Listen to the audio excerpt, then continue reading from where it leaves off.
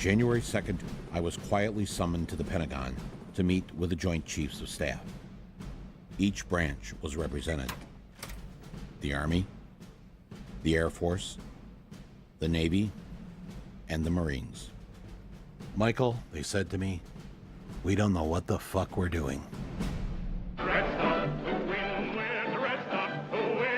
They hadn't won a war outright since the big one, WW2. They went over each of the wars that they had lost, one after the other. They regretted having wasted trillions of dollars and helping to create new groups like ISIS. They admitted that what they got from these wars was just more war. They couldn't even get us the oil they promised us from Iraq. They felt embarrassed, humiliated. Their hands were all placed in a no-fly zone. They asked me for my advice. I thought for a moment and then said the following: "You must stand down." I told them that our troops needed a much-deserved break. Finally a break. Finally some downtime. For the foreseeable future, there are to be no invasions, no sending in military advisors, no more using drones as wedding crashers. Instead of sending in the Marines, my suggestion: send in me. I will invade countries populated by Caucasians with names I can mostly pronounce. Take the things we need from them and bring it all back home to the United States of America. For we have problems no army could solve. I believe our government has a responsibility to go to the aid of its citizens. The life of a Vietnam vet comes to a tragic end. The man was found frozen to death in his own home after Consumers Energy turned his natural gas off. I've made it clear that we will hunt down terrorists who threaten our country wherever they are. You will find no safe haven. Our enemies are innovative and resourceful, and so are we. They never stop thinking about new ways to harm our country and our people, and neither do we. This country will hunt down terrorists and bring them to justice. On your face!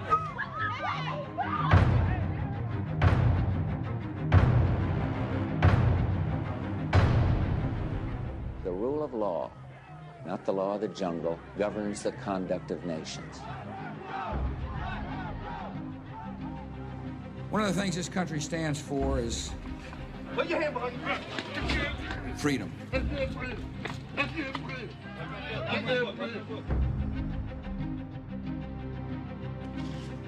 We're disrupting their command and control and supply lines. We're destroying their facilities and infrastructure that fund their operations. We cannot save all the world's children, but we can save many of them. Some school districts are asking parents to buy toilet paper for the upcoming school year. Our troops will have the best possible support in the entire world.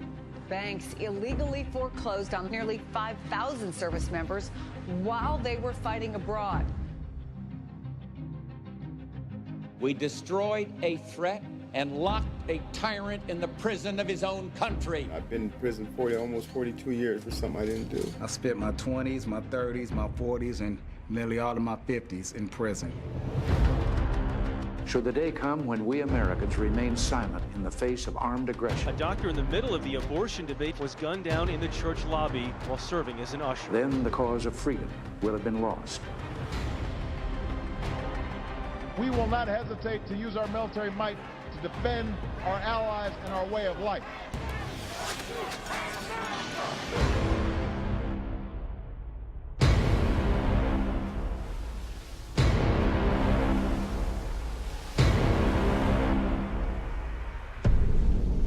I hitched a ride aboard the USS Ronald Reagan and made my way to my first target, the country of Italy.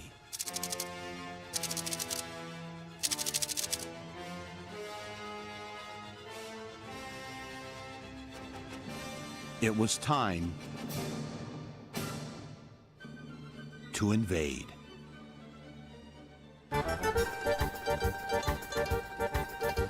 Have you ever noticed that Italians always look like they just had sex?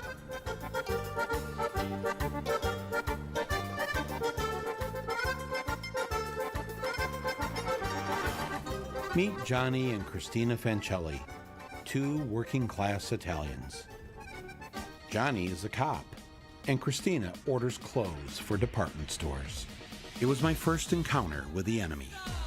They led me to their compound, where they wouldn't shut up about where they had gone on vacation. We usually plan 1 week during the winter, and then the first week of June, Right. because it's our anniversary. Okay.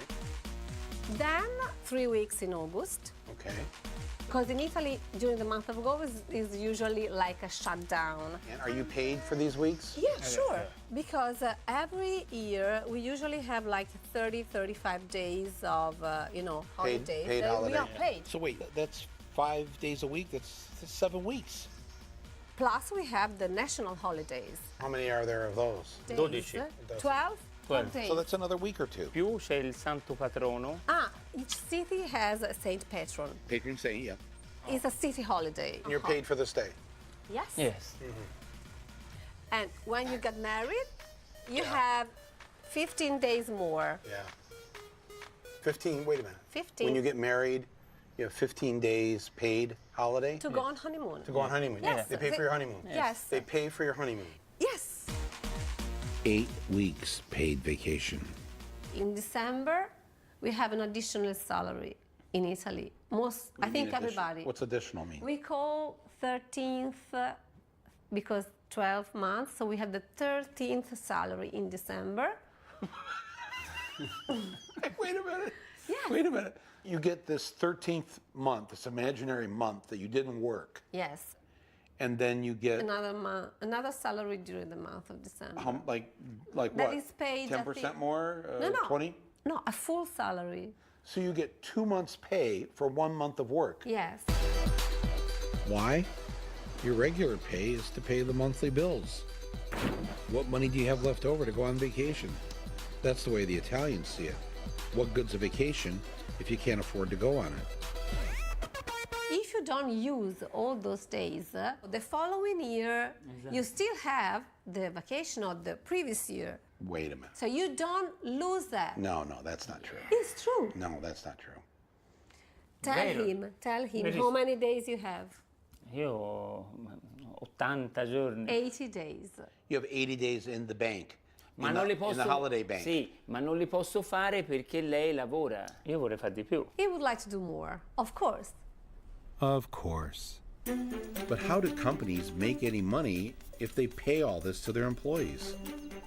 I approached the owner of a multi-million-dollar clothing manufacturer, the Lardini Company, who makes men's fashions for brands like Dolce & Gabbana, Burberry, and Versace. Do you mind paying your employees for all this time off? No, assolutamente no. È un piacere, è giustissimo. no. È giusto, è un loro diritto e per noi è un grosso piacere. Giusto, perché come faccio le vacanze le devono fare loro. Abbiamo bisogno anche di quelle vacanze, a scaricarsi dello stress e poi si rientra a lavorare più sereni, più tranquilli. Lo stress è una malattia. And stress causes a lot of sickness. So do you get sick very often? No. Mai. No, perché d'estate se posso vado al mare. Allora io penso che il mare fa bene. Italians have one of the highest life expectancies in the world. They live 4 years longer than the average American. La donna è mobile, fa il fiume all'evento, usa da tempo e di pensiero, sempre un'amabile, leggiadro viso, Yes, it's lunchtime at Lardini. But they're not getting in their cars to drive to the vending machine or the takeout window. They're going home like they do every day for a nice, relaxing 2-hour lunch.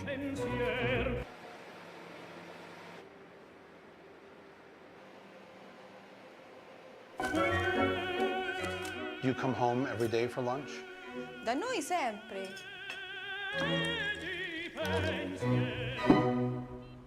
I continued my invasion of Italy by going to the Ducati Motorcycle Company.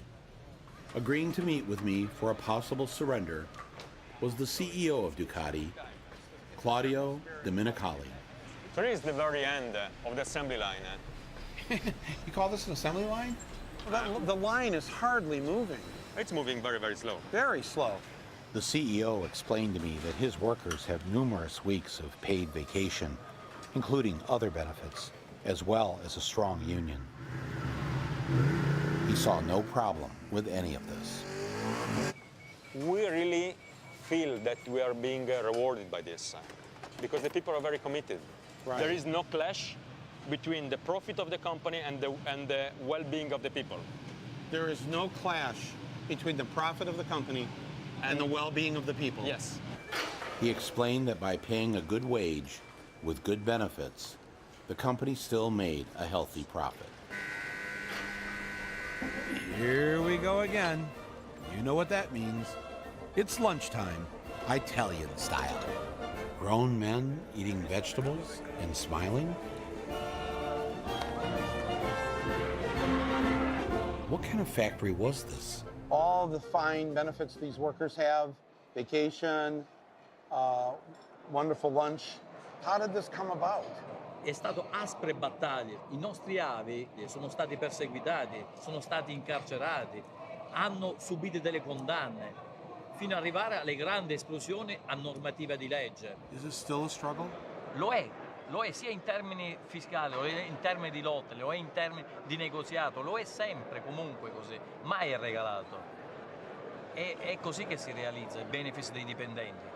Is the system that's part of the welfare, no? Yeah, the social welfare. Yeah, of course. Welfare is a bad word in the United States. Okay. With certain conservative people, they don't like that word, welfare. Here it's not bad.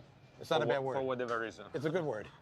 It's a good word. Of course, you pay more. Take care of the welfare of the people. You pay more taxes for that. Do you mind that? Because when you pay something and you get something back, yeah, that's okay. You know. I asked the Lardini family if they felt the same. You, the boss, CEO. If you did it the American way, you could make more money and have more for yourselves. A cosa serve essere più ricchi? Cioè, a cosa serve essere più ricchi? È giusto lavorare insieme a persone che hanno il sorriso, che c'è il rapporto umano, capito? Ciao, come sta tua madre? Come sta... Cioè, c'è quel rapporto umano nella nostra azienda. And do you agree with your sisters? Eppure tanti italiani vogliono venire in America. He says that many Italian, the dream of Italian people is to come to America, to the United States. Maybe they don't know Ma non le sanno tutti. How it works. Yeah, there. Non le sanno tutti. Yeah, you know what the law says in America. If you come to America for paid vacation, you know how many paid weeks you get by law? No. 0. 0. Yes. 0. 0. I'm serious. So would you think twice now about living in America, knowing that you get 0 paid weeks vacation? 0. It's 0. 0.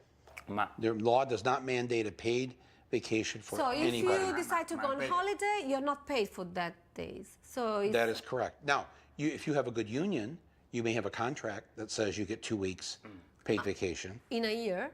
In a year, that would be good. 2 weeks would be a 2 weeks is a good job. Wow. 3 would be awesome if you have that kind of job. I don't know anybody with 4 weeks paid vacation, frankly. I don't know. 0. Paid weeks guaranteed, no, 0. Non ci credo. Mi sembra quasi assurdo, anche perché noi, oltre ad avere le vacanze, anche quando una donna aspetta un bimbo, quindi diventa mamma, le aziende a noi ci danno tanto tempo per poter crescere nostro figlio. I see what's going on here. First comes 8 weeks of vacation sex, and then comes... You have 5 months of maternity leave. 5 months. Are you paid for this? Yes, sure. Yeah. So what do you mean, yes, sure? Like you act as if I... It's something that for us is very natural. What about the dad? I think one or the other can... It's like a substitution, you know? But the mother must take 5 months. For sure. Se non sei vicino a tuo figlio i primi mesi che è venuto al mondo, una cosa così bella, cioè per me è fondamentale, per noi donne è fondamentale, ma penso un po' in tutto il mondo, non solo qui in Italia. It's true. The whole world does have paid maternity leave, except for the 2 countries too poor to afford it. Papua New Guinea and this place. Even with the long vacations and extended lunch breaks, the U.S. and Italy are amongst the top 15 most productive countries in the world. We work many more hours than Italians, but we are not that much more productive than you. Perché non fanno le vacanze, dovete fare O più perché vacanze. fanno poco l'amore. I believe that's true. I believe that you are having more sex here, and because of that, you are happier, and you do better at work. Eh sì, è come le mucche, no? Che deve fare il latte, con la musica fa più latte.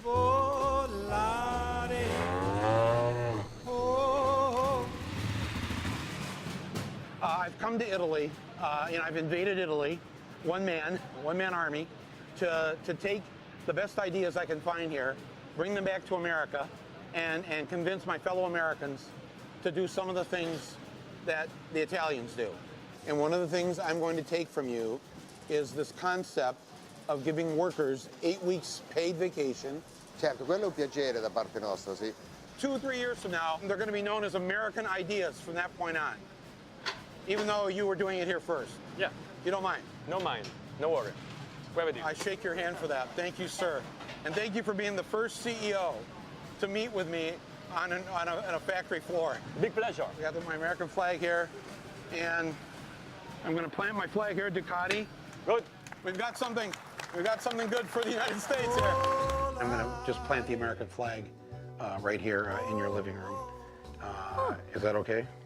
Cheers. Cheers. Salute. Salute. Salute. Sure, Italy has its problems, like all countries. But my mission is to pick the flowers, not the weeds. We have just one life. Right. Yeah. That's the only one We're not we coming have. back. And we have to enjoy. Your love has given me wings nel blu dipinto di blu.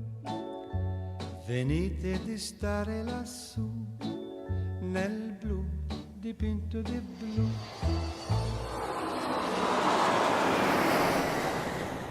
I am French. You say you're French? Oui. We? No, we are not French. We're American, because you're in America, okay? Greatest country on the planet. Well, what have you given the world apart from George Bush, Cheerios, and the Fry Master? Chinese food? Chinese food. That's from China. Pizza? Italy. Chimichanga. Mexican. Really, smarty pants? What did French land give us? We invented democracy, existentialism, and the blowjob. Those are 3 pretty good things. Yes, there was all that, but there was something else we could steal from France. As usual, the French offered little resistance. So I entered a small village in rural Normandy and went to one of the finest kitchens in the country to see how they prepare a gourmet meal. By my standards, it was a 3, maybe a 4-star kitchen. It was definitely the best place to eat in town. It was the school cafeteria.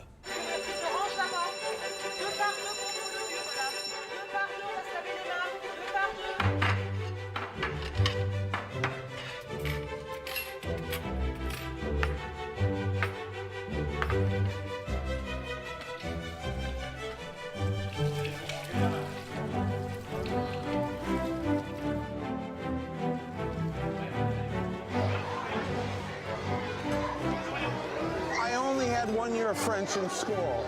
Would you like to hear my first lesson in French? Papa, mangeons dans un restaurant ce soir? Oui, papa, dis non, Adil. Excellente idée, mais demandez à maman d'abord. Ah non, ne parlez pas de restaurant. Pourquoi pas, maman? Voilà le dîner. nous avons aussi bleu. The French love their cheese, and they eat a lot of it. Chef Moniac had dozens of types of cheese, right here in the school refrigerator. Et c'est lequel le préféré des enfants? Moi, je dirais le camembert, ils aiment bien. I showed the kids what I used to do at their age when the lunch lady served us what she called Thursday surprise. The American way. Didn't take long to get this going. Après, donc le mardi, une salade de tomates avec de la mozzarella, du jambon à la moutarde, des pâtes et un entremets à la vanille. Once a month, the school chef gets together with city and school officials and a dietitian to go over the daily menu. Bon, on enlève l'entremet, on met un fromage et puis un fruit.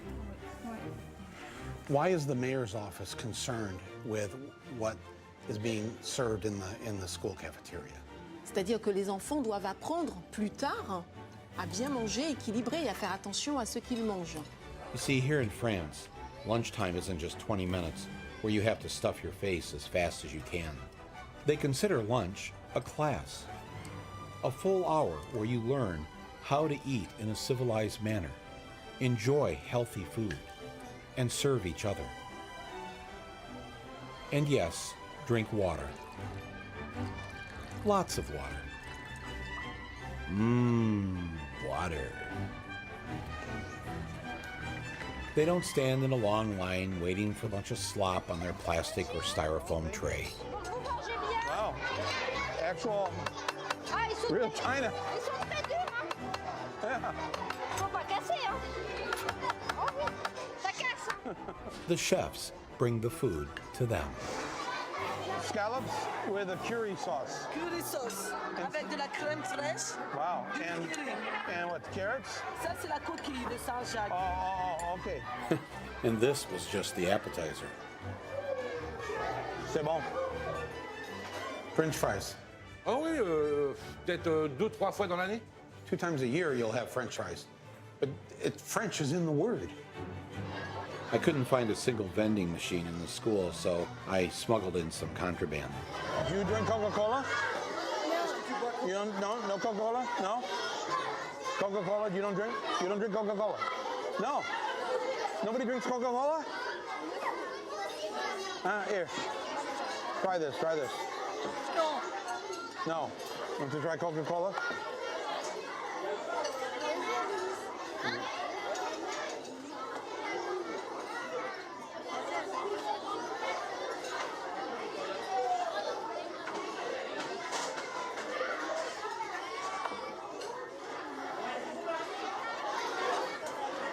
It's what? It's okay? All right, tell me how you feel in 15 minutes.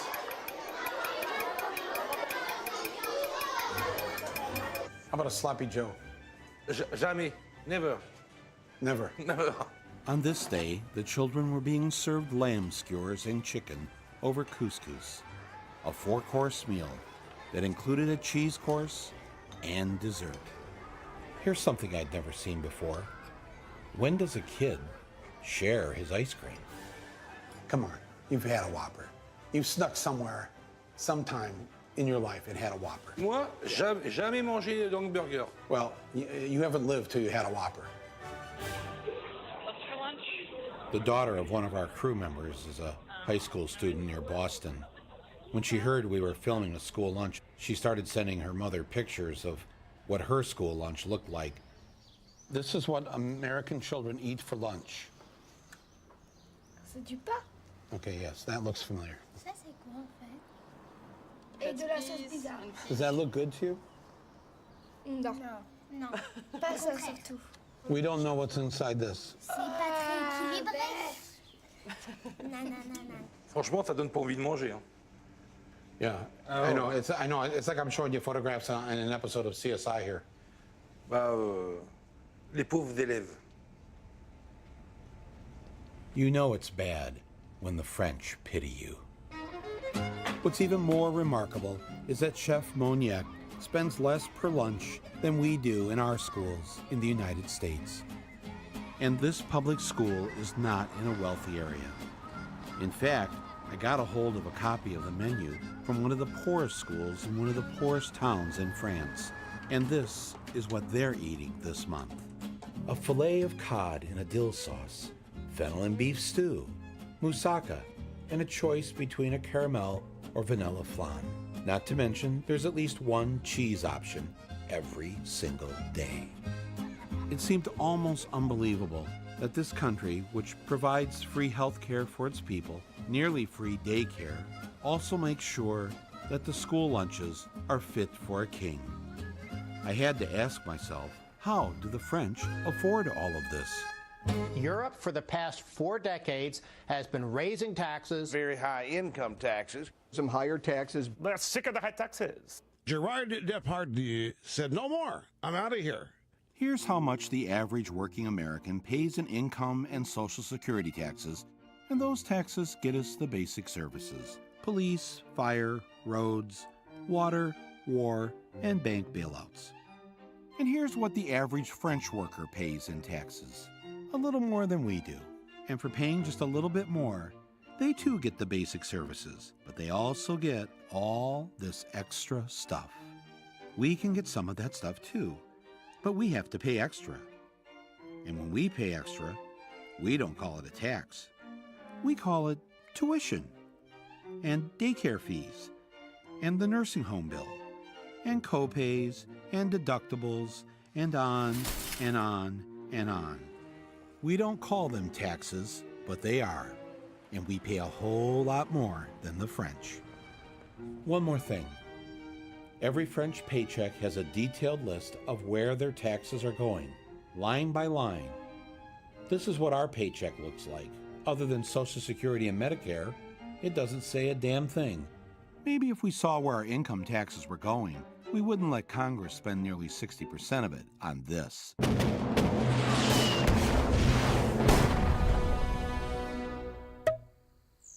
But the French aren't fighters. They're lovers. Sweetheart, Pepe Le Pew loves you. And if there's one thing the French know how to do right, it's passion and desire. But where do you learn something like that? Le premier rapport sexuel, c'est quelque chose dont on se souvient toute sa vie. On fait attention à ce qu'il ressent, on fait attention à ce qu'il veut, on donne, on reçoit. Voilà, c'est ça faire l'amour. Donc prenez votre temps, mettez toutes les conditions avec vous pour que ce soit un instant magique. Magical moment? I thought the whole point of sex ed when I was in school was to scare us from ever having any. You took a risk by doing something that society condemns. Perhaps you didn't realize some of the penalties involved. Syphilis. Syphilis. Qu'est-ce qu'il y a comme moyen de contraception que vous connaissez? Le plus courant? Oui. Le préservatif, oui. La pilule, c'est pareil. Yeah, but what about abstinence? Alors l'abstinence, nous, c'est pas forcément un moyen de contraception. Il y a trop de risques. Il y a trop de risques. Too risky? What does she mean by that? A small high school in West Texas that does not offer sex education is dealing with an STD outbreak. A significant rise in STDs among Utah teens. Parents can always preach abstinence, but teens, we know, don't always listen. A chlamydia outbreak. Chlamydia. Chlamydia. Why does Texas continue with abstinence education programs when they don't seem to be working? In fact, I think we have the 3rd highest teen pregnancy rate in the country among all the states. Abstinence works. But we are the 3rd highest teen pregnancy. We have the 3rd highest teen pregnancy rate among all states in the country. The questioner's point is, it doesn't seem to be working. I'm going to tell you from my own personal life, abstinence works. Et je pense que vous avez un taux de grossesse chez les jeunes adolescentes qui est bien plus élevé que nous. The teen pregnancy rate in the United States is more than twice France's rate, more than 6 times Germany's, and more than 7 times than the Swiss. D'où la nécessité de l'information. Yes, education. I grabbed a copy of their high school textbook, Love Making is Fun, Volume 1, packed up a few of their school lunches, and hopped aboard what they call a train to a country that really was #1 in education. Finland is ranked at or near the top of having the best educated students in the world, which left everyone wondering, really? Finland? These are the people who gave us the air guitar championship. Hello? Hello? And the sports of cell phone throwing and wife carrying. These are the geniuses that cracked the code to good education? I mean, how is it that the kids in Finland are ahead of the rest of the world? So here's what happened. Back in the day, Finland's schools sucked on the level that ours suck on. When they tested the world's kids, both Finland and us were usually about the same, somewhere down the list of nations. But Finland didn't like that. So they tried some new ideas, and in no time, Finland shot to the top of the world. Their students were #1. How did they do that? That was the one question I wanted an answer to, and I went straight to see the enemy's Minister of Education. Before I could say anything, she blurted out their top secret.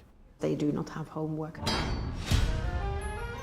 Wait, so you reduce the homework you give them in school? Yes.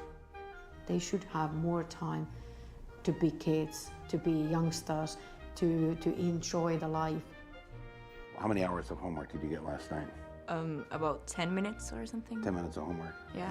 Maybe 15 minutes or 20 minutes. 20 minutes, but not so 20 much. minutes? Yeah. Well, if I would have done the homework, I think it would be like 10 minutes tops. Usually I don't really do homework that much. The whole term homework is kind of obsolete, I think. In that way that... Your homework is obsolete. Yeah. In that way that these kids, they have a lot other things to do after school.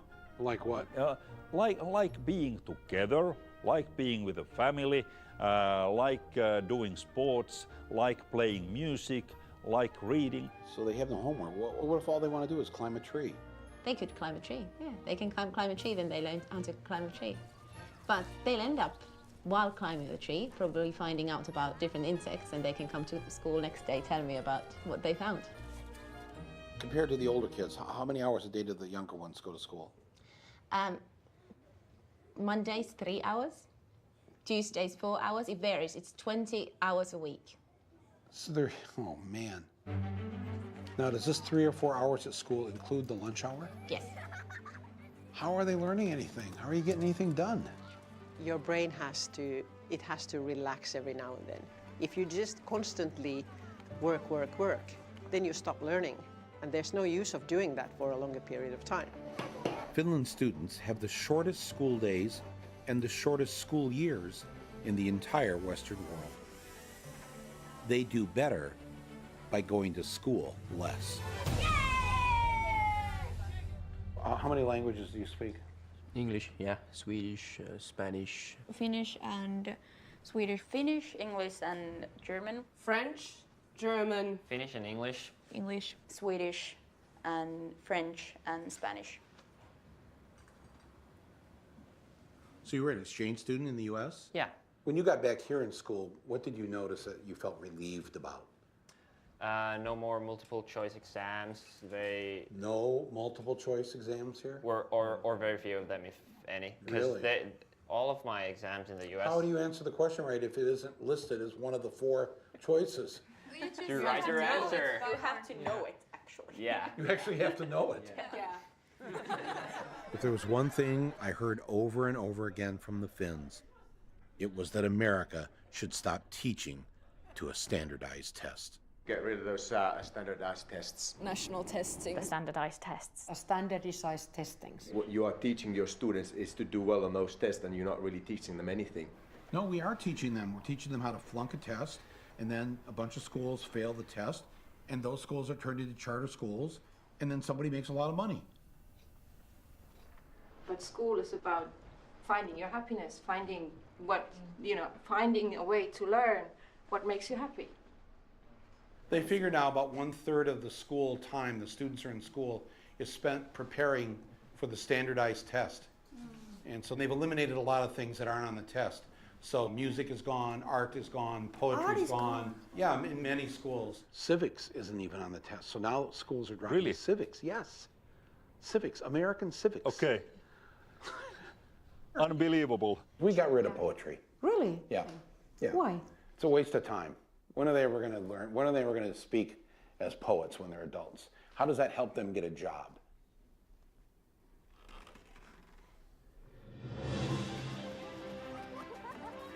We try to teach them everything that they need so that they could actually use their brain as well as they can, including PE, including arts, including music, anything that can actually make brain work better. The children need to be baking, they should be singing, they should be doing art and going on nature walks and doing all these things because there's this very short time that they're allowed to be children.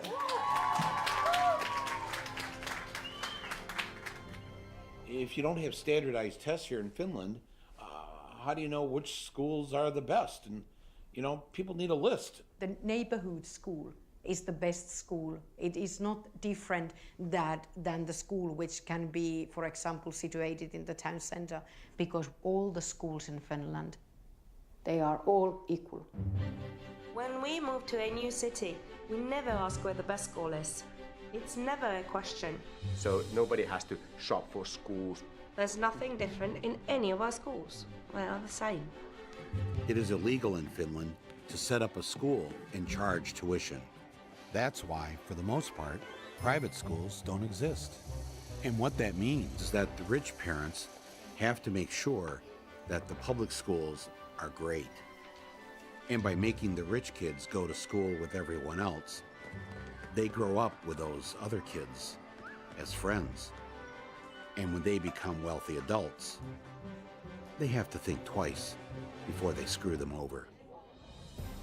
In the United States, education is a business. There are corporations making money. Here, it's so student-centered that when we had to redo our playground, they had the architects come in and talk to the kids. Were they listened to? Yes, yes. There are things on our playground that the students really wanted. Being in school here is more independent. We're treated more like adults than in the United States. Yeah. I mean, we don't need a hall pass to go to the bathroom during class. Yeah. We'll see students commuting on the subway, even as young as 7 and 8, going on their own to school. When I started doing teacher training practice back in the US, I was in these certain neighborhoods teaching these kids and telling them, you can be anything you want to be when you grow up. This is kind of a lie. And when I came to Finland, a lot of my teaching is based on what the kids want and what they see for their future. So it doesn't feel so false to say you can really be whatever you want to be when you grow up, because they're making it happen already. They already have such power.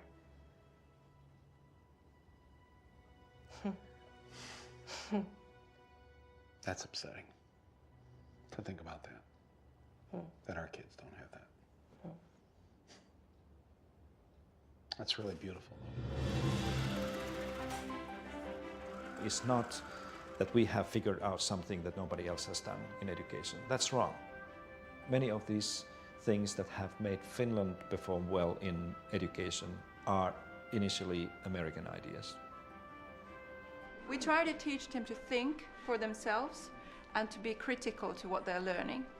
We try to teach them to be happy person, to be respect others and respect yourself. You're concerned with their happiness. Oh yeah. What the hell do you teach? I teach math. So the math teacher says the first thing out of your mouth of what you wanted these students to get out of school was to be happy, to have a happy life. Yeah. And you're the math teacher. Yeah. When do they have their time to play and socialize with their friends and grow as human beings? Because there's so much more life around than just school. You want them to play? I want children to play. And that was the principle. I'm planting the American flag right here in the middle of your school, in claiming this great idea for us. Thanks for stealing it. Oh, yeah, that's how we roll. All right. I'm just saying. So after getting a great K through 12 education, where do you go next? Deep in the heart of the eastern slopes of the Alps is the home of Rapunzel and Sleeping Beauty. Slovenia. Not Slovakia, Slovenia. Actually, much of Slovenia's mail gets missent to Slovakia, but that's not why I'm here. Slovenia is a magical fairyland, home to the rarest of mythical creatures. A college student with no debt. How much debt do you have here being a student? None. None. It's free. Slovenia is one of dozens of countries where it is essentially free to go to university. Do you have any debts? No. Do you know what I mean by debt? Not really. No. Debt is when you owe other people a whole lot of money. No, we don't have any. We don't have. No. Nothing. Nothing. I did find one student with debt. I actually moved here 4 years ago to finish my education because I couldn't afford to go to CU Boulder anymore. Really? University of Colorado, yeah. Yeah. I still owe the government like $7,000. So what do you pay here now? I don't pay anything. Nothing? No. You're an American? Why'd you decide to come here? I couldn't even afford to finish community college. So then I found out the situation in Slovenia. I'd never heard anything like that before. Did you even know where Slovenia was? No, I had no idea Right. where Slovenia was. Yeah, but seriously, what kind of education are you getting here? It's miles better. Really? Yeah, Really? it's not even comparable. It's like high school here is more difficult than American undergraduate work. How do you say in Slovenian, any American student can come here and go to university for free? Rad bi šel brezplačno izobraževanje. Wait a minute, slow. Rad bi imel brezplačno izobraževanje. What was that again? Do you use the regular alphabet here? A, B, C, D, E, F, G? We do. We have 25 characters. We have 26, right? One less, yeah. Which one did you cut out? W, we don't have that.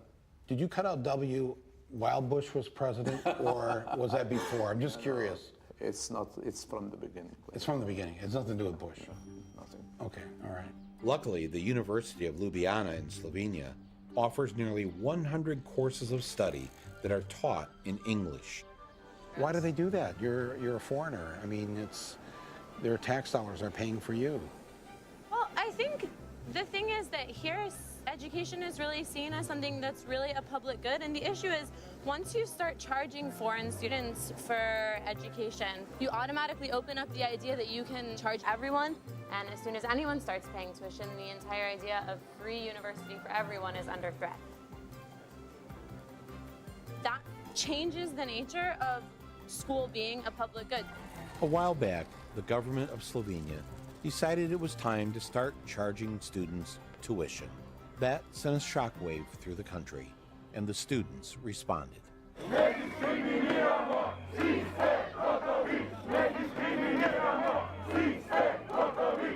We organized a protest against that law. We spent 9 months meeting with the Minister for Education, with the heads of the universities. We managed to delay the law for long enough for the government to eventually collapse. Wait a minute. An organization that's got 40 to 50 active members. Yes. And you helped to bring down the government. That's right. That's right. And force a new election. That's right. That's amazing. That's an amazing story. Here's what students do when the government tries to fleece them in countries like Canada, Germany, France, Finland, and Norway. And here's what happens each time there's a tuition hike in the U.S.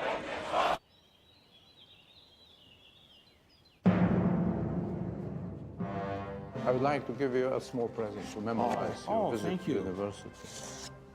Here it's a very strong tradition of lace making. Of lace making? Lace making, but this is a metal lace. No man has ever given me a gift of lace before, so I thank you for this. The idea of making college free and not sending 22-year-olds into a debtor's prison was something I could definitely take back to the United States.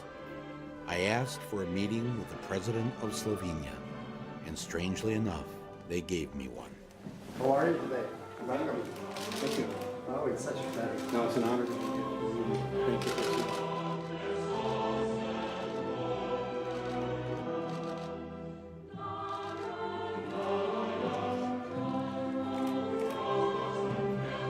The president was happy to meet with me, but he ordered my crew out of the room because he did not want any witnesses to his surrender.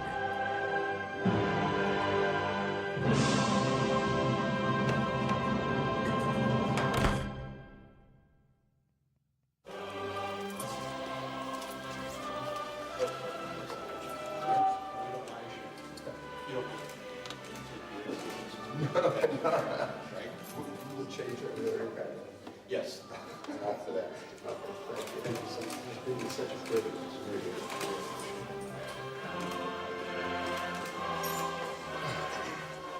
See how easy that was? Success. No casualties, no PTSD, no Dick Cheney.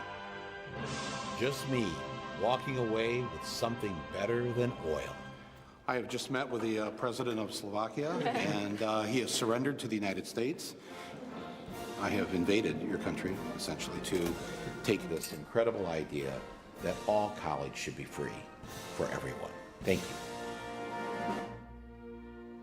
Next stop, Germany.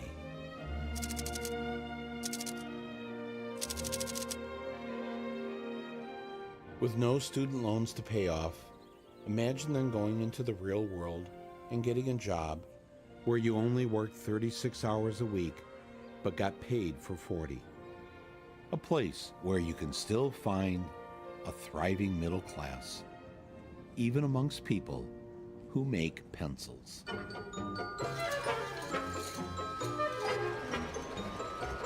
We are producing pencils. It's still a good business, so we started in 70. Still, even yes. with computers and everything. They are still buying pencils, and by the way, last year was the best year in producing pencils in Germany ever. Where are the pencil factories? The pencil factories, this is here, around us. Right behind us? Yeah, this factories. And No, you no, no, see- no. These aren't factories. They have windows. What do you mean, windows? Factories don't have windows. Yeah, of course we have windows. They must have good light. What do they need sunlight for? They're just making pencils. Yeah, but good pencils, and also to feel well, not to get sick. Because if you have workers who are ill, then you have problems. We don't want that. I opened a door and found something that was missing in America, the middle class. What's everybody doing in here? Wenn wir jetzt Pause haben, so Vespertag. You're on a break? You only work 36 hours a week as it is. How many of you have a second or third job? Nobody can notice. Ich schaue immer so. You're laughing like that's a funny idea. Nein, aber bei uns ist es eigentlich nicht üblich. Also wenn man eine gute Arbeit hat, dann hat man auch das Leben und muss keinen zweiten oder dritten Job machen. You leave here at 2 p.m., you're home at 2:30. What do you do with all this free time? Ich werde mit meinen Hunden Gassi gehen und mit meiner Freundin einen Kaffee trinken gehen. And do what? Nothing. Auch so. Freundschaften pflegen, das Leben genießen. Jetzt scheint die Sonne, irgendwo im Café zu sitzen, den Leuten schauen bei Leben, bei Bewegung. In Germany, work is work, and when work is over, work is done. In fact, they're so concerned that the workplace has created so much stress that under the German universal healthcare system, any stressed out German can get their doctor to write a prescription for a free 3-week stay at a spa.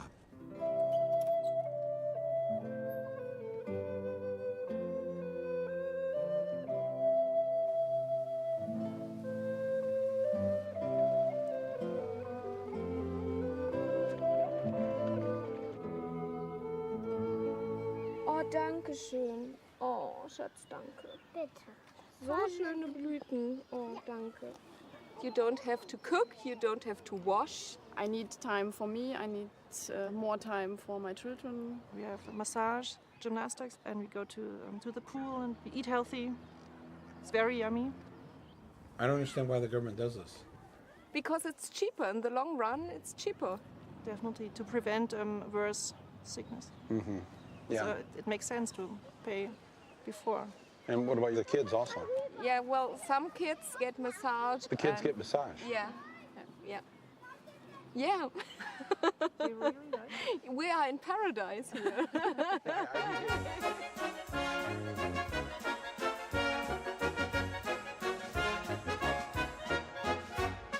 If everybody takes a little bit care of the neighbor, life is more easy for everyone. It's just common sense.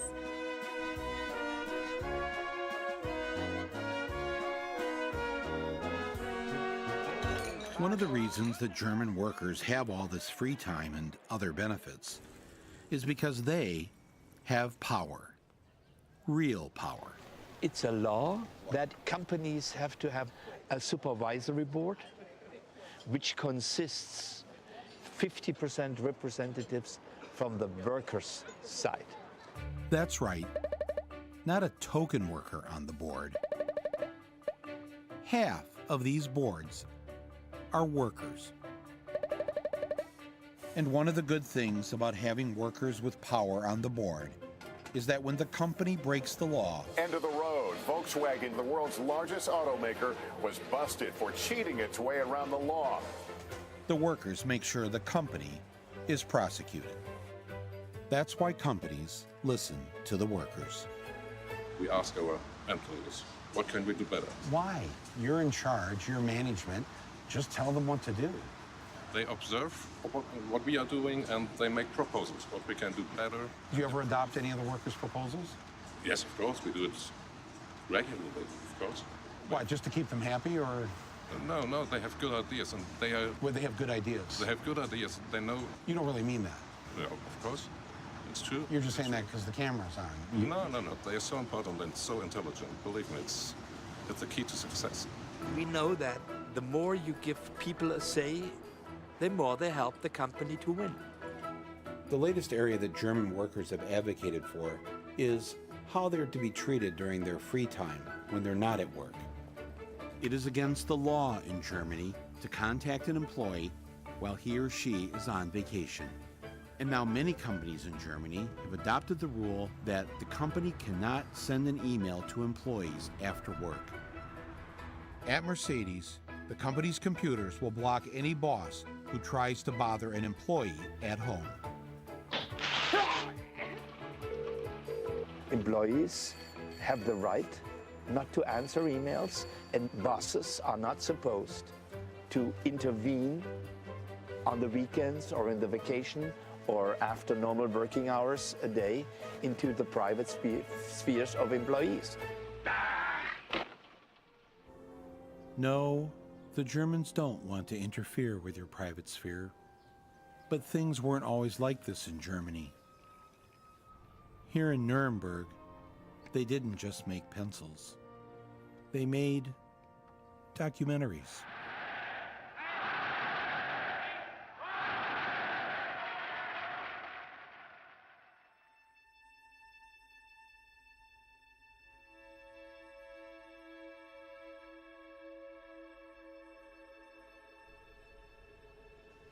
Dieser Mann, wir gehen davon aus, das ist der Besitzer dieses Koffers, da wurde ihm mitgeteilt, er hat Berlin zu verlassen, er wird deportiert in ein Konzentrationslager und er hat seinen Koffer zu packen und seinen Koffer mitzunehmen. Und überlegt mal, wenn ihr wisst, ihr könnt vielleicht nie wieder heim, also ihr kommt vielleicht nie wieder nach Hause, wo ihr wohnt normal. Ihr solltet euch, so wie dieser Mann sich das überlegt hat, Dinge überlegen, die ihr auf alle Fälle mitnehmen würdet. Und jeder sollte einen Gegenstand mitbringen zu heute, der ihm oder der ihr ganz, ganz, ganz wichtig ist. Ein Gegenstand, der unbedingt mit in diesen Fluchtkoffer muss.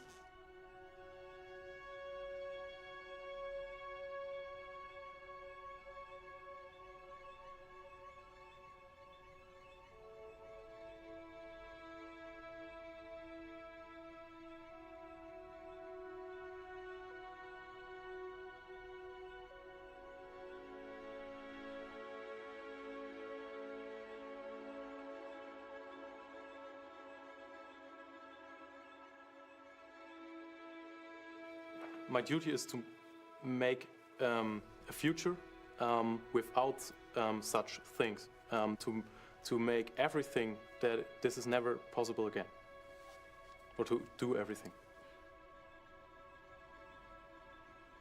Every day in Germany, in every school, they teach the young what their predecessors did. We had the chance to meet survivors, and they told us their stories, and yeah, you can't forget it. They don't whitewash it. They don't pretend it didn't happen. They don't say, hey, that was before my time. What's this got to do with me? I didn't kill anyone. I just adopted the German nationality, and I think by my adopting the German nationality, I have to adopt the history of Germans too, and also feel responsible for the things the German did because I'm German too. They treat it as their original sin, a permanent mark on their collective German soul, one for which they must always seek redemption and make reparation and never forget. And they can't forget, because outside of their homes, on the sidewalk, are little engravings that remind them of the name of the Jewish family that used to live in this house, but was taken away and killed. Local artists have installed around town the Jews Forbidden signs from the 1930s.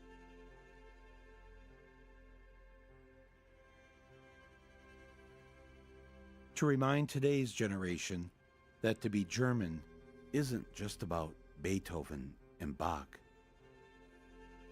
but also about genocide and evil. What would our signs look like?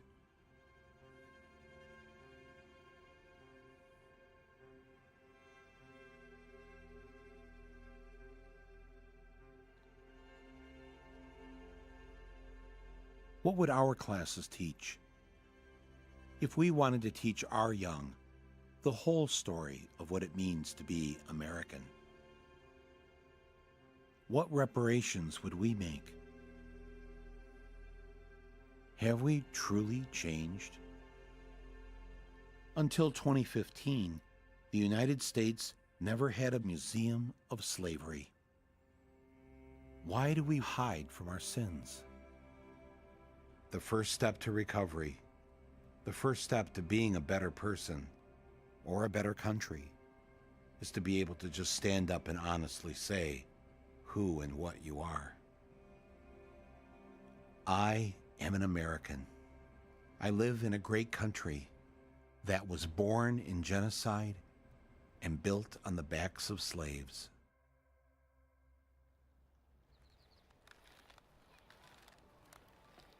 If there's one thing we should steal from the Germans, it's the idea that if you acknowledge your dark side and make amends for it, you can free yourself to be a better people and to do well by others.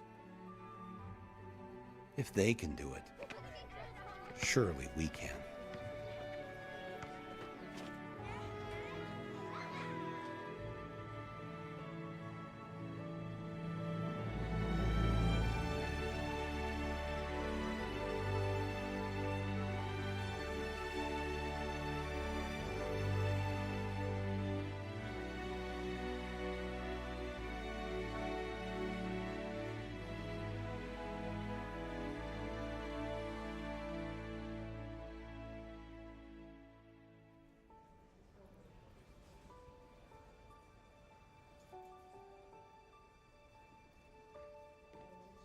My invasion across Europe continued.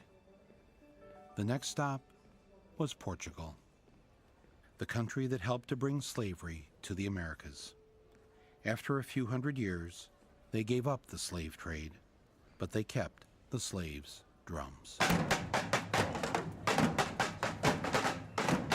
Somehow, the Portuguese had caught wind of my invasion.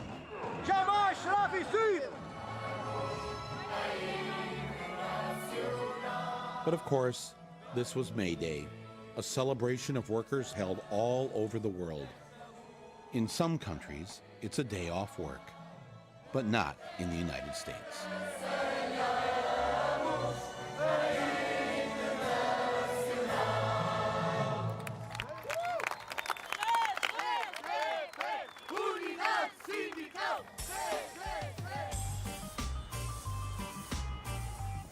Portugal, like most countries, had a war on drugs.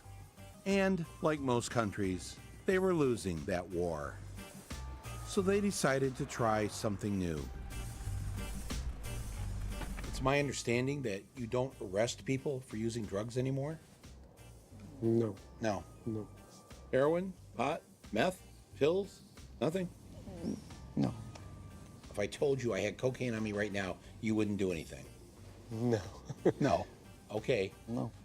Officers, I have cocaine in my pocket. A whole bunch of it.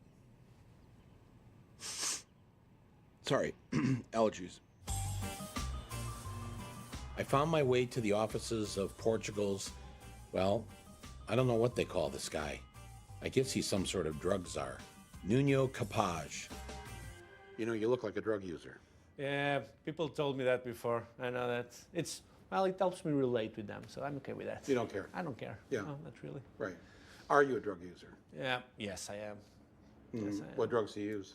Well, mostly alcohol, internet, a lot of coffee, some sugar, sex occasionally. Wow, a lot of things that make me feel good. How many people last year went to prison for using drugs? For using drugs, 0. How many people went to prison 2 years ago for using 0. drugs? 5 years ago? In the last 15 years, no one was arrested in Portugal because they were caught using drugs. No one? No, it's not considered a crime, so there's no legal possibility of someone getting a jail sentence out of it. So if I had 25 joints on me, I would be considered a user? Yeah. Yes. Have you had an increase in drug-related crimes as a result of... No. So if there's less people using, there will be less people causing troubles because they are using. Okay, wait a minute. You're saying that by decriminalizing all drugs, not throwing people in jail, drug usage went down, not up?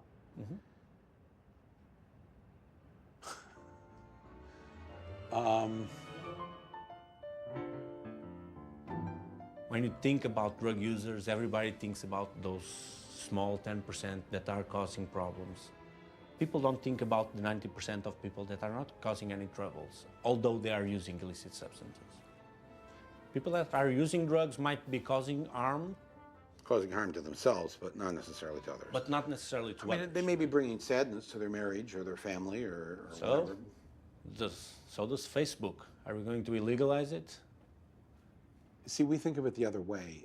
By identifying those who are using and doing drugs, we can weed them out. You know, we use that as the crime. Is it working? Well, actually, it is. It's probably just a coincidence, but in the 1950s and 60s, the Negroes of the United States, after 400 years of oppression, got all uppity and started demanding their civil rights. And they started to assert their power.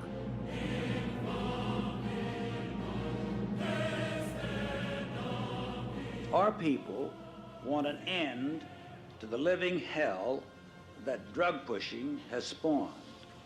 In order to fight and defeat this enemy, it is necessary to wage a new all-out offensive. Down on the ground. On the ground, man. This is one area where we cannot have budget cuts. Drugs are menacing our society. They're threatening our values and undercutting our institutions. Here's how I think the history books will record all of this 100 years from now. Around the time that the blacks began to rise up, coincidentally, new laws were passed imposing harsher sentences on the drugs that were created for the urban demographic. See this cute little vial here? It's crack, rock cocaine. This is crack cocaine. While the drugs used in the white community resulted in lesser punishments. So help me God. I experimented with marijuana a time or two, and I didn't like it, and didn't inhale, and never tried it again.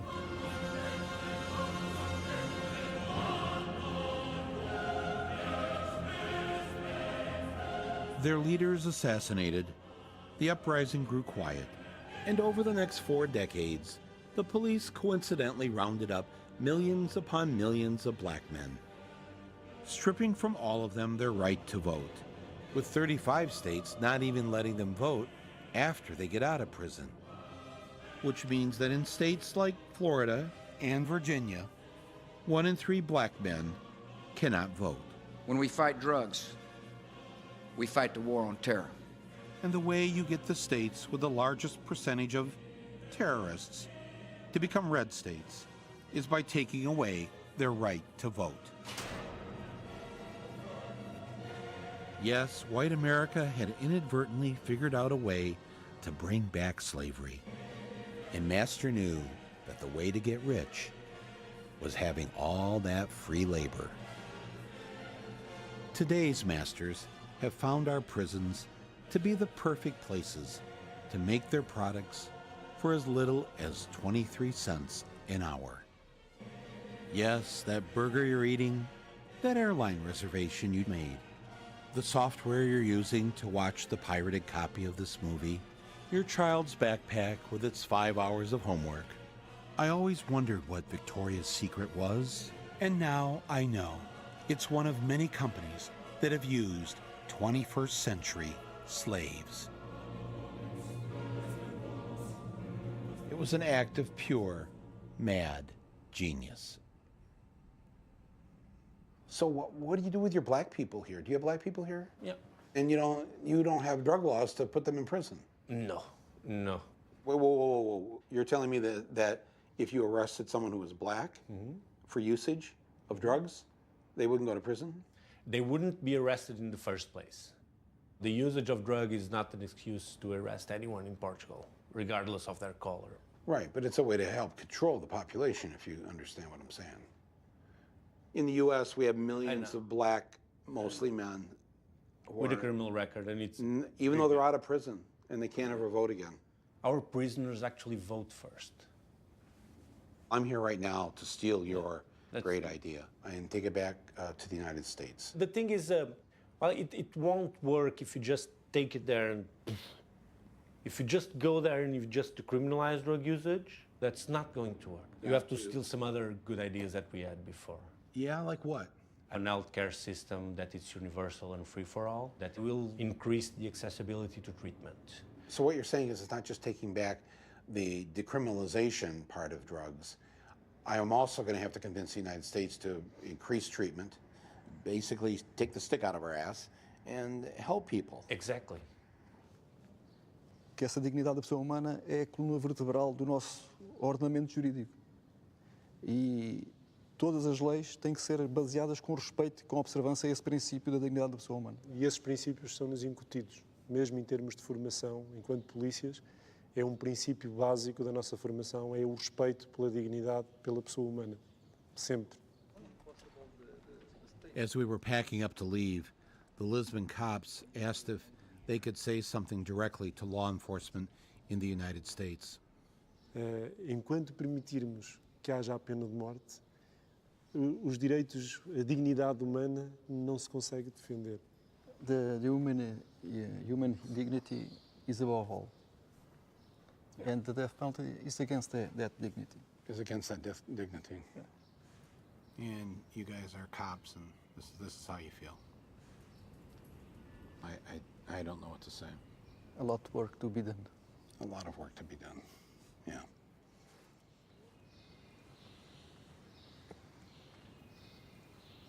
Thank you.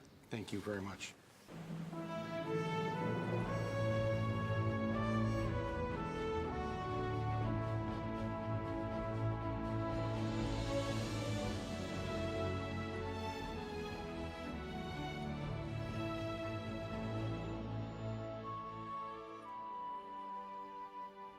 Probably this is one of the most peaceful societies in this part of Norway, I'm quite sure of it. And I think in general what we're trying to do here is run a society which is as normal as possible, because we want to teach them how to be good neighbors when they're enlisted. It's all about this creating good neighbors. There are killers, rapists, robbers, drug addicts. Welcome to the Norwegian prison system, based on the principle of rehabilitation, not revenge. I want to meet prisoners. Yeah, you want to meet prisoners? Yeah. You're meeting one now. You're a prisoner dressed like this? Yes. So this is the house, and in here is the living room. It's a nice, okay view. And this is my room. It's pretty okay. Yeah, so this is your cell? Yes. Did they lock you in at night? No, I'm the only one that has the key for it, so.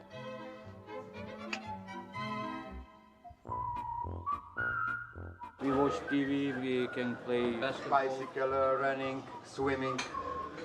Fishing. Wait a minute, what do you mean swimming? You can swim to the other side?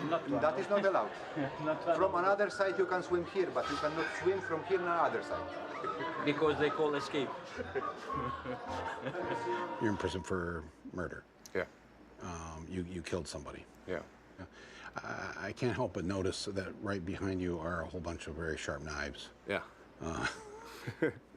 Yes. Nobody here's worried about that, or? No. No. Should I be worried about that? No. You're not worried about it? I'm not worried about it. That is just for make food, that is not weapon. And only for that. That is the last one. I love this. Yeah. If I could get one of these to take home, I would have ketchup on everything. That is like the coolest. Look at it, it's still going. Yeah. In the weekend, it's 4 guards at work in another building. That's it? Yeah, that's it. And how many of you are there here? 115. 115? Yeah. And 4 guards? Yeah. Wow. Warden, where's the punishment? Where is the punishment? The main idea is we're just supposed to take away their freedom. That's the only punishment we're actually giving them. They miss their family, they miss their friends. Right, right. But I think, and I hope, when you speak to them, they will also feel that we're trying to help them back to the same society. You know, this is going to be very hard for Americans to see this. This looks very strange to understand why you're doing it, why you do your prison system this way. I don't understand why you think this is a strange idea. This is an American idea. Your founding fathers put in your constitution, it says no cruel or unusual punishment. You wrote that. We have to show more love and affection for each other, to take care of each other in another way. This is the way, and this is the essence of life, you know. If we showed a little more love and affection and kindness toward each other. Yeah, yeah. This is the way, and this is so important, so important. Yeah. The U.S. has one of the highest recidivism rates in the world. Nearly 80% of prisoners are rearrested within 5 years. Norway has one of the lowest, at 20%. And that was something I was claiming for the USA. Of course, I was visiting a model prison, a place for inmates who were being rewarded for their good behavior. I said it wasn't fair to show the American public their nicest place. I wanted to see a maximum security facility. And that's where I went. When the prison first opened in 2010, the guards wanted to send a strong message to the new inmates. So they made this orientation video.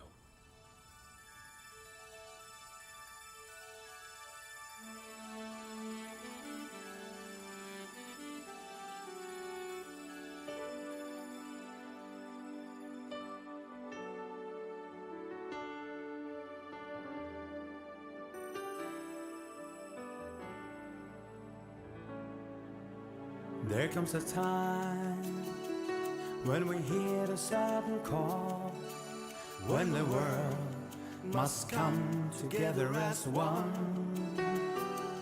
There are people dying, and it's time to lend a hand to live the greatest gift of all.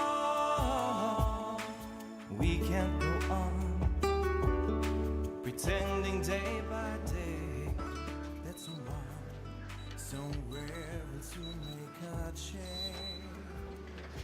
Is that Braille? Braille for the blind? Yeah, for the blind, yes. It's art, modern art. You have modern art throughout the prison here. We are the world, we are the children. We are the ones who make a brighter day, so let's start giving. There's a choice we're making, we're saving our own life. It's true, we'll make a better day, just you and me. How many fights have you been in? I have never been in fights, actually. You don't need a knife to protect yourself with? Oh, no. No. You don't need that. No. Show me your wounds so that now there are times you've been stabbed. Oh, no, never. You've never been stabbed? I've never been stabbed. How many times have you been beaten up here by other prisoners? No, never. How many times have you been raped in the shower? Never. This is not gonna happen because you got your own shower. Oh, here's the bed. Okay, that's a bed. Yeah. TV. Got the flat screen TV. You got your shopping, you got your clothes, you got a fan if you feel hot. I'm painting, and besides that, I'm studying art class, you know. You're taking philosophy class. I'm gonna have exam after summer, so I want to work with community problems and things like that, maybe politics later on, so. That's not a bad idea. Go to prison first, then become a politician. And speaking of politicians, as in Portugal, prisoners in Norway can vote. And in order to get their votes, candidates show up for election debates, televised live from inside the prison. Hvordan i all verden kan du forsvare det som justisminister? Jeg kan ikke forsvare det. I had to keep reminding myself this was a maximum security facility. Here, the inmates have keys too. And this inmate was a murderer. They had Xboxes and a library as nice as any suburban high school library in the U.S. Library is the most popular place in the prison. They even had their own record label and a recording studio.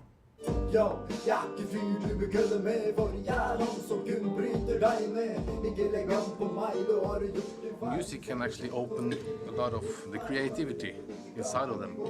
And if it's one thing said about the guys here, they are very creative in all sorts of ways.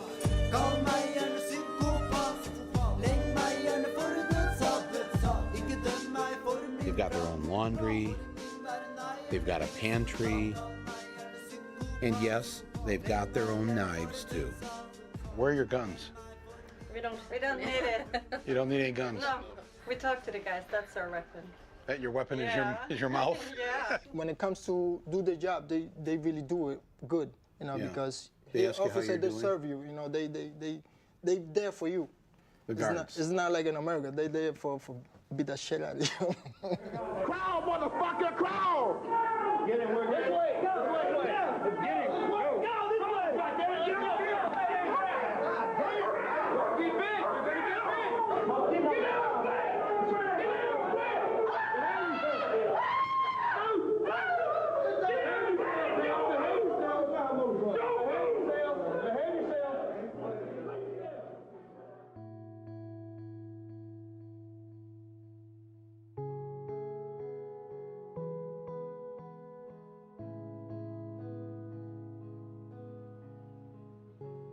This is Trond Blattman, a plumber by trade.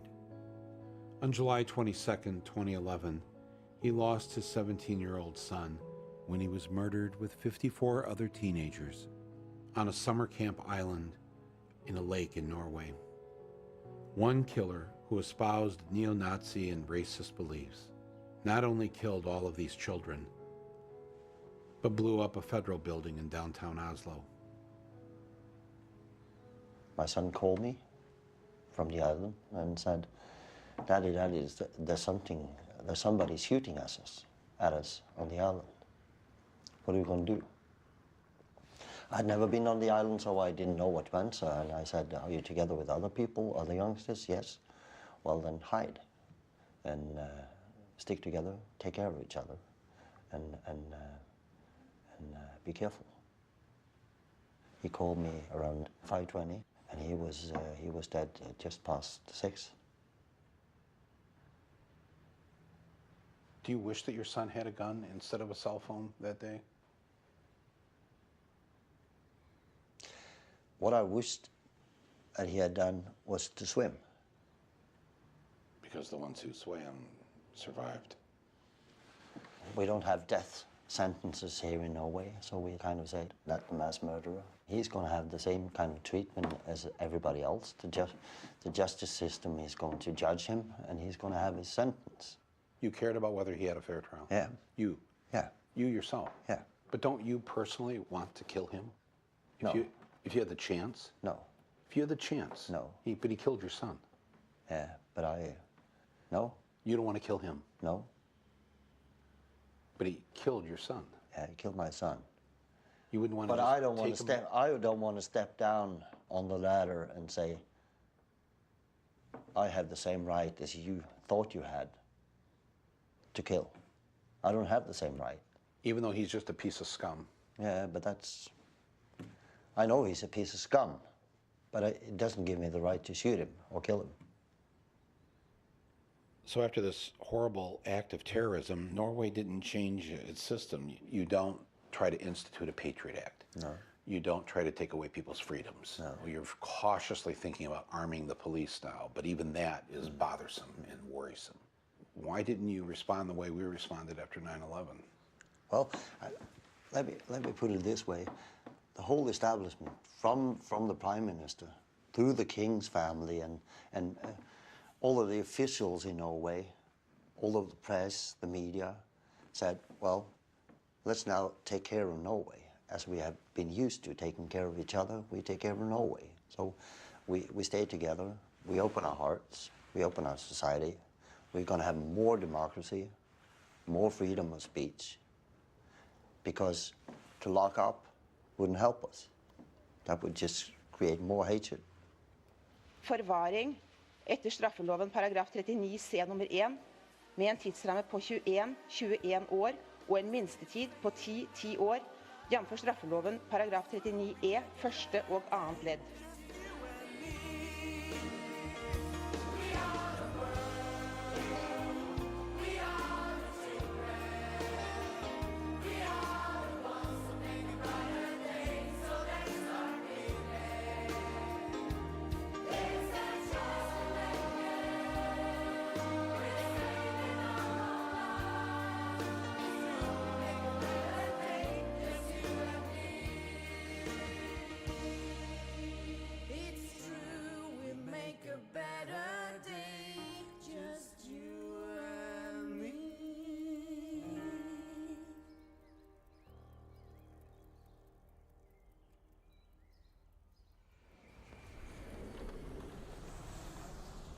There was much I took from Norway, and much more to think about. A country that forgave, a country that, when it locked up its citizens, it treated them as human beings. So what was I to do now? Where to invade next? Sweden? Denmark? I could go somewhere else, like Iran, or Brazil, or even Rwanda.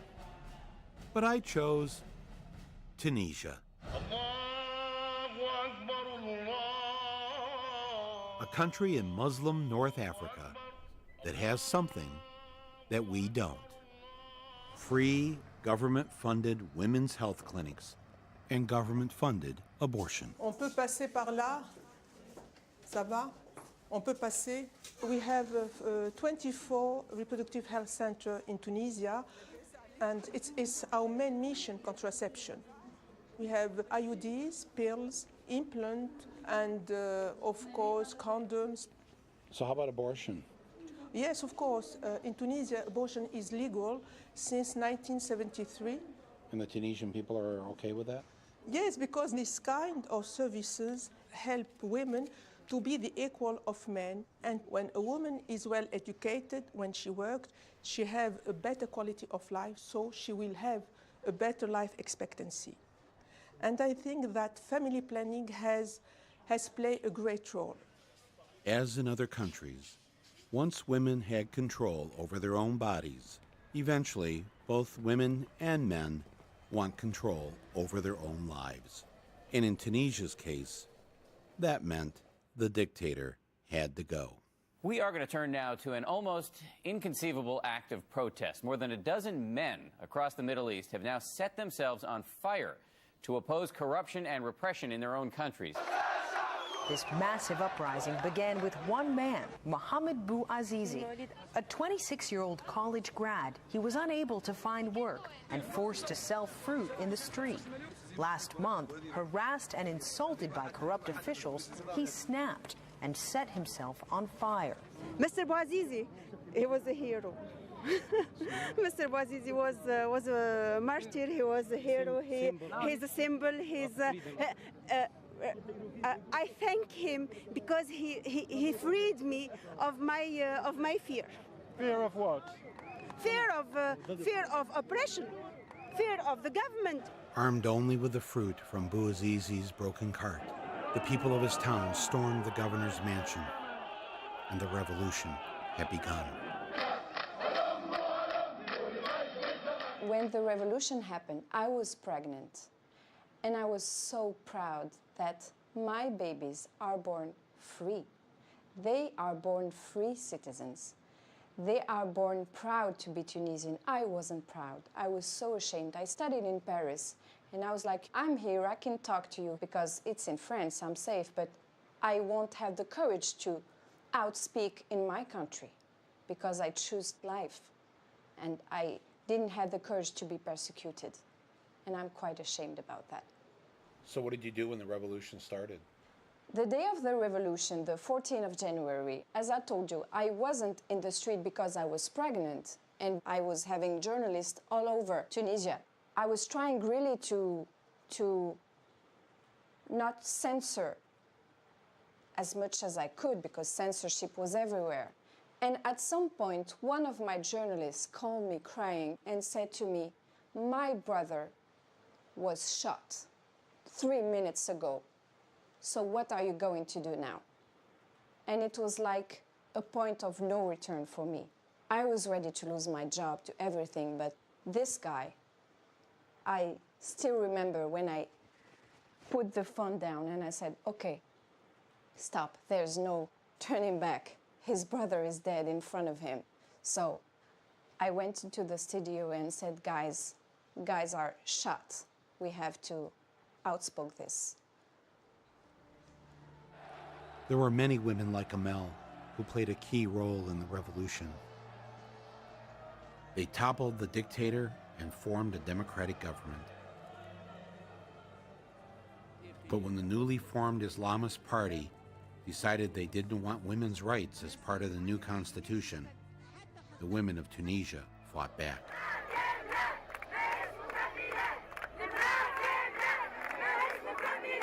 We have many new political movements that weren't here before, and those movements are threatening women's rights. And so now we're here to defend them and to show that we will not lower our guards. On est là pour montrer ça. Ici, aujourd'hui, les femmes tunisiennes sont là nombreuses, comme vous pouvez le voir. Et moi, je veux dire qu'on a autant que les hommes, on a une place dans la société et on n'acceptera jamais d'être compté en tant que complément. Like with the women in Tunisia, women in America had tried to get their Equal Rights Amendment to the Constitution passed back in the 1970s. But it fell 3 states short of ratification. The Tunisian women were determined not to have the same fate as those in America. They took to the streets and rallied the people, and before long, the majority of the country was behind them.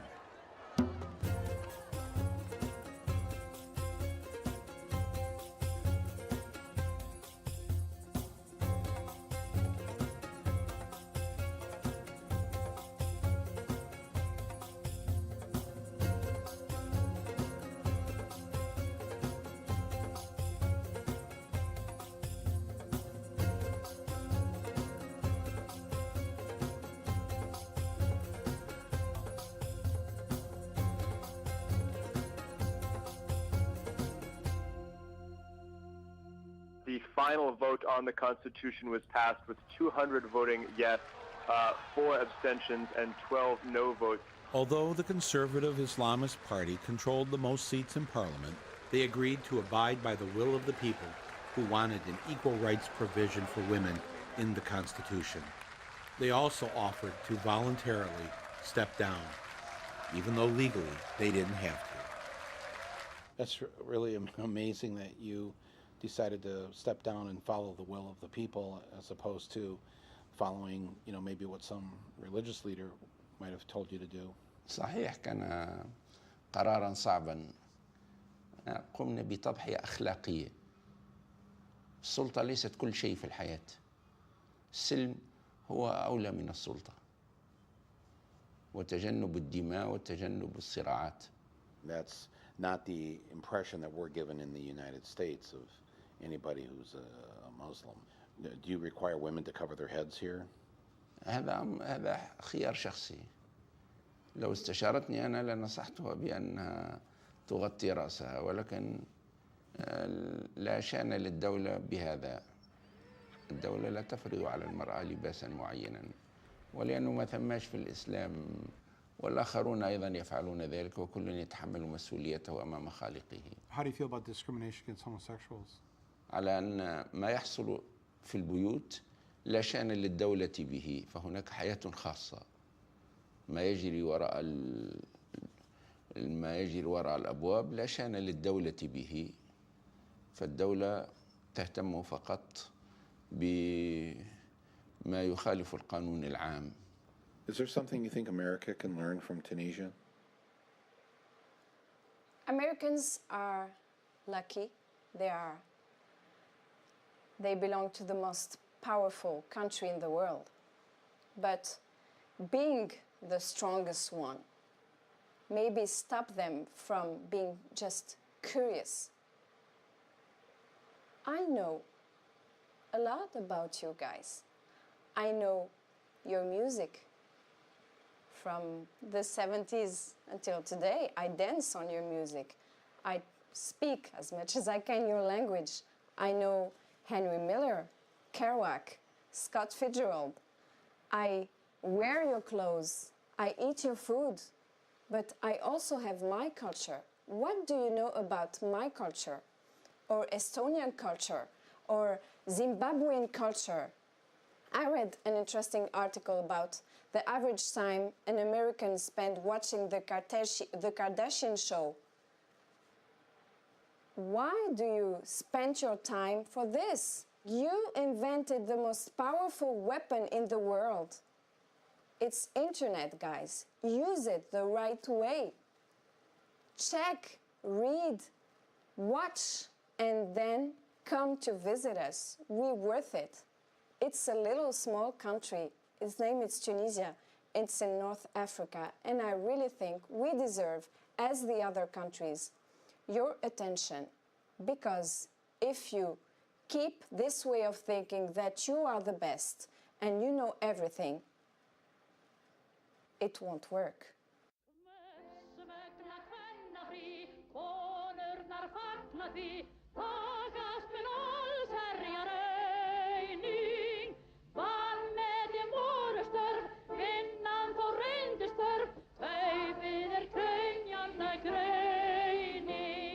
I was 7 when the women of Iceland went on strike on October 24th, 1975. They marched into the center of Reykjavik and filled the streets. 90% of women did no work that day. No schools opened, no banks opened, no kids' aid, no buses rode into town. It was impossible to get anything done on that day because when women don't work, nothing works. They changed the impression of the value of women for women and men alike forever because nothing worked in Iceland that day. So they changed the very reality that I grew up with, and they changed my view on it forever. And 5 years after this day, we were the first country to democratically elect a female president. She was a single mom. She had a 7-year-old daughter. You cannot help but to think those role models and these women who came before us and think that we owe it to the next generation to empower ourselves and the generations that follow. I campaigned all over the country, and it was absolutely a unique experience. I never slept in a hotel. I slept in children's beds around the country, and it was arranged. You knew who in the area would vote for me, and I campaigned, and finally, I was elected. There were hundreds of people outside the house here. My daughter, 7 years old, was standing beside me. You know, if you take the really long view of history, you have essentially a few thousand years of it being just one way. Men in charge, men in control, men making the decisions, calling the shots, politically, economically, socially, and personally. Look what's happened in this time since that women's strike in '75, since your election in 1980. How many countries have elected women? I mean, dozens. And that doesn't even count the women elected by parliaments. All fathers know that the daughter is as clever as the boy, has the same intelligence. All brothers know that the sisters have the same intelligence as they have. I'm very proud that Iceland was the first and set an example. Right. And definitely it had a very good effect on our women and girls here at home. That's exactly how I would have hit it. That center. I predict an eagle for this hole. Meet Hafdís, Rangvig, and Margaret. Aside from beating me in a game of golf on a balmy 29-degree day, these women are all CEOs, one of them the former head of their Food and Drug Administration. They're part of a generation of Icelandic women, inspired by the election of President Vigdís. I think Iceland is the best country to be a female in the world. There has been a lot of changes the last maybe 20, 15 to 20 years. Yeah. And we've gone like that. Yeah. We have the same chance as the men. You do? Yeah, definitely. You do feel that in your bones. Yes, in your bones. We grow up believing that. I mean, we don't even think about it. We have a gender quota for the biggest companies. You mean the company's board of directors? Yeah. So you have to be either 40%, at least 40% women or 40% men. Because you also have to think about the young men.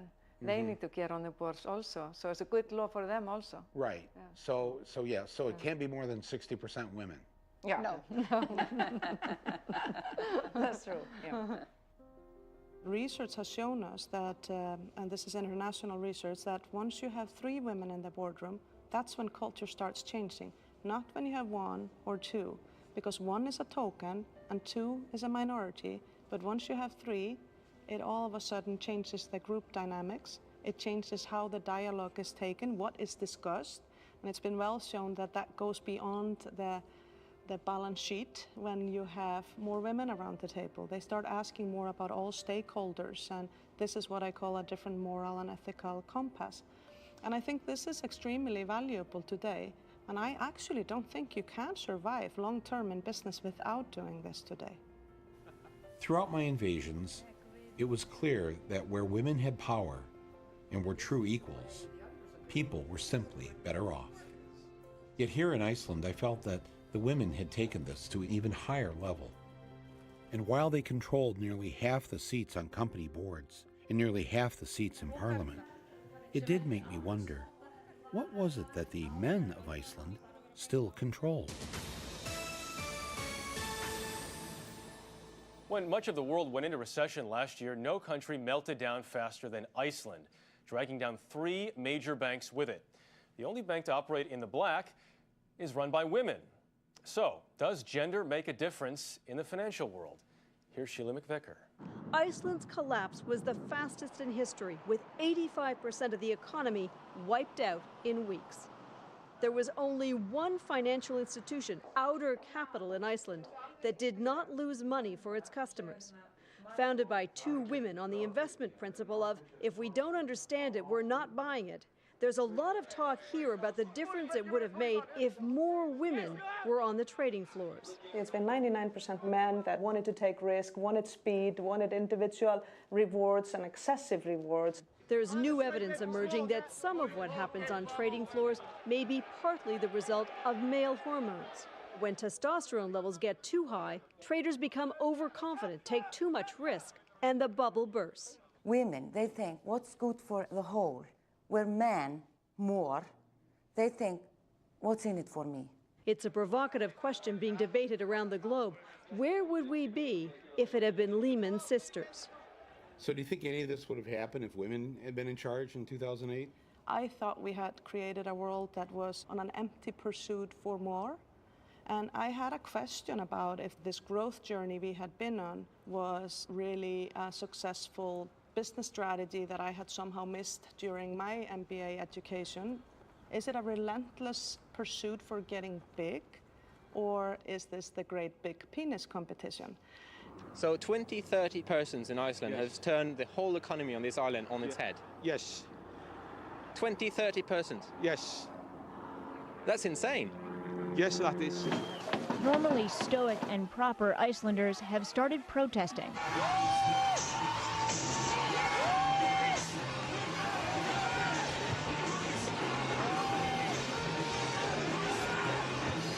Já, ég að bjóða mig fram í fyrsta sæti í besta flokksins í Reykjavík. Ég held að ég hafi mjög góðan bakgrunn til að starfa í þessu starfi. Ég vann árabil á geðdeild, næstum því með pungapróf og ég með meira próf. Aukin ökuréttindi. His name was Jan Nar, and he's Iceland's top comedian. He decided to run for mayor of its capital city, Reykjavik, as a joke. The people of Reykjavik thought it was the best way to send a message to the bankers and the people who had ruined their country. So why did you decide to call it the best party? Well, because there's this idea of best. Here we're not allowed to say that something is best. I mean, here, it's not against the law, you mean Icelandic culture. Yeah, it's a law. What is the law? I cannot say that this brand of coffee is the best brand of coffee. Oh, really? No, you cannot say it, you know. Have you tried it? Yeah, it's very good, but it's not the best. It's the best, but I can't say it. It might be the, okay. No, but they don't have these rules in politics. He won in a landslide. His election was a total rebuke of these guys, the bankers. Anybody who has kids will know that if the kids get away with their crime, chances are they will continue. When the bankers went to court, they went to a real criminal court. And when the judges issued the sentence, they put the bankers away. Far away. Far, far, far, really far away. They were being kept as far away from society as possible, where they could do no harm to the people of Iceland. That's not exactly how we did it. Well, there was that one guy named Kareem, but since the crash of '08, not a single banker without a Muslim name has been tried in a criminal court in the United States of America. In Iceland, Nearly 70 bankers and hedge fund managers were prosecuted, with many of them sent to prison. I went to see the top cop, the special prosecutor appointed to put the bankers in prison. His name was Olafur Thor Hauksson. The bankers know him as Thor. So Thor, I have the files here actually of the people that I think helped precipitate the banking collapse in the United States. Okay. Just take a look at that in your spare time here if you can. If you read through these files, you'll see things that will make even Icelandic hair stand up on end. Okay. I mean, it's... Can I keep this? You can actually. Yep, I wish you would, yes. Actually, you know, in the States you have the ability and the knowledge to do the right thing. Yes. In America, you had a prior incident. You had the saving and loan scandal. You had some prosecutions at that time. We did. Yeah. That's right, and people went to jail. So you have one of the prosecutors that actually worked on that. He gave us an advice. So our prosecutor, one of them, gave advice to your office to help you do this. Yeah. Jack Black. Jack Black? No, not Jack Black. It was Bill Black, I think, the former prosecutor in the U.S. He was quite blunt with us, and we learned a lot from him. Well, Thor, I've invaded Iceland because you decided to investigate and prosecute your bankers after your banking collapse and put a number of them in prison. And that's just a genius idea I want to take back to the United States. Okay. You're the man. Thank you for this great idea. Thank you. God bless you.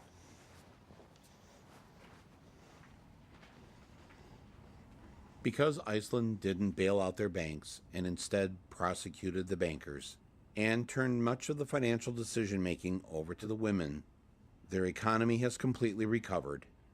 In fact, it's doing better than ever. Why do you think the United States is like this? Why don't we have what you have? In America, you have the American dream, that you have, it's a land of opportunities, that everybody will be able to do whatever. But in reality, it isn't like that. Every kid should have the same opportunity, the basic opportunity to get education and healthcare. It's not communism, it's just a good society. You play more solo. I'm taking care of myself and my family, and the rest I don't care about. But we are more like a big group, and we try to take care of each other within that group. Right. You structure yourself with we in mind, and we structure ourselves with me in mind. It's the women. More women. It's women, right? It's our DNA, yeah. I'm convinced. It's my conviction, as my belief in women, capacity and the intelligence of women. If the world can be saved, it will be women that do that. And they do not do it with war, they do it with words.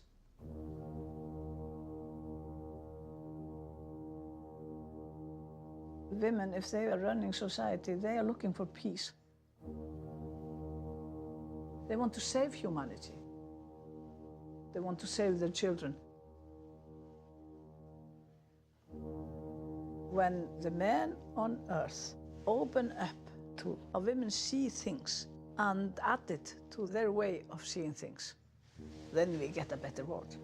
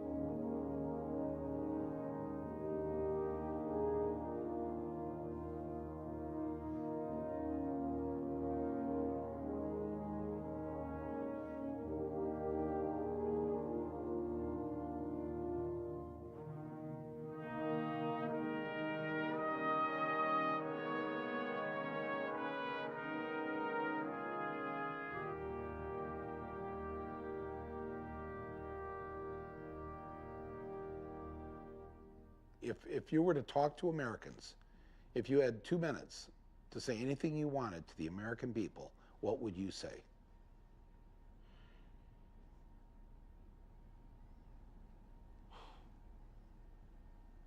And don't be afraid of hurting our feelings. No. We need some truth here. No. I wouldn't want to live in the States even though you paid me, because just the society and the way that you treat people, the way that you treat your neighbors, I would never want to be your neighbor. Never, ever. Because you don't treat your fellow Americans the way you should. How can you, in a way, come home and feel well if you know there are so many people that can't eat, they're sick, they can't go to the doctors, they can't get any education? How can you come home and feel okay with that? I couldn't.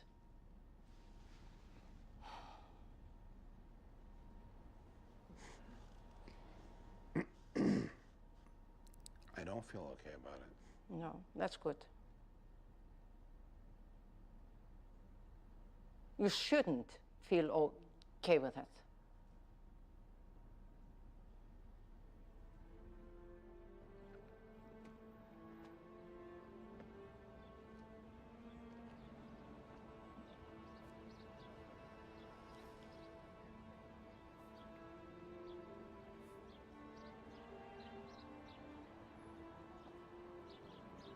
We just had like a hammer and chisel, and we were just, I don't know, there were a couple dozen people here, and we were just like the chisel and then banging away on this thing, you know. We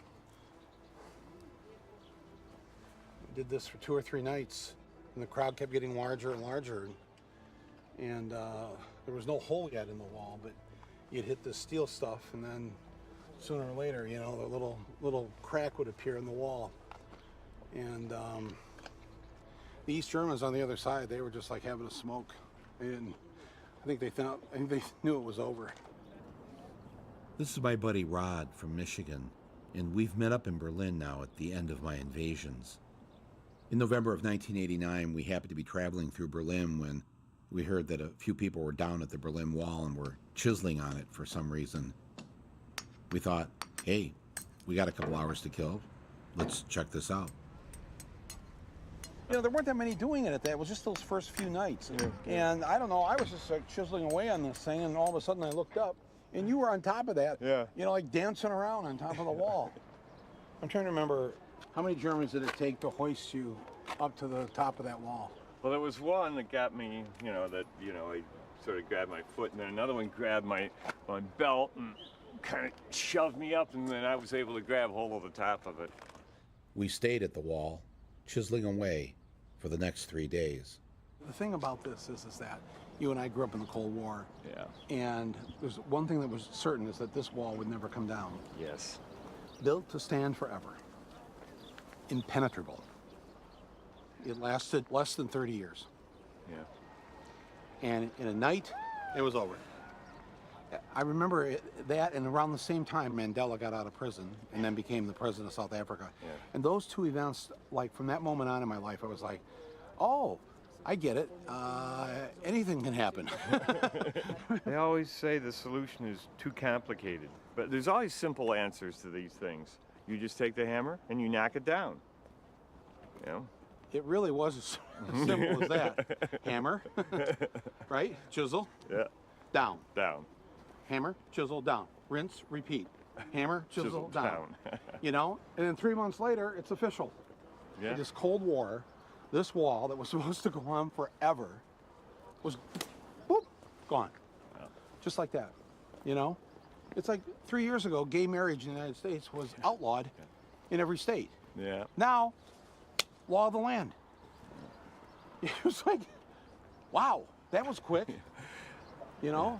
I mean, so I've turned into this kind of crazy optimist that just names something that seems impossible, and this wall proves that can happen.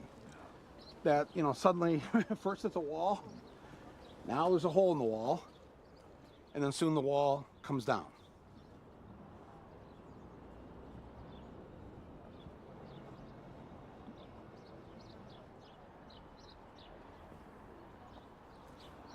Pretty cool. Yeah. We discussed all the great things I had taken from my invasions, but I began to lament that the American dream seemed to be alive and well everywhere but America. It was then that Rod reminded me that he and I and most of our generation went to college for practically free. He reminded me that the Finnish education chief had said that their education ideas were American ideas, and that May Day didn't begin in Moscow or Lisbon. It began in Chicago in 1886. That's where the fight for the 8-hour day and a vacation came from. American unions.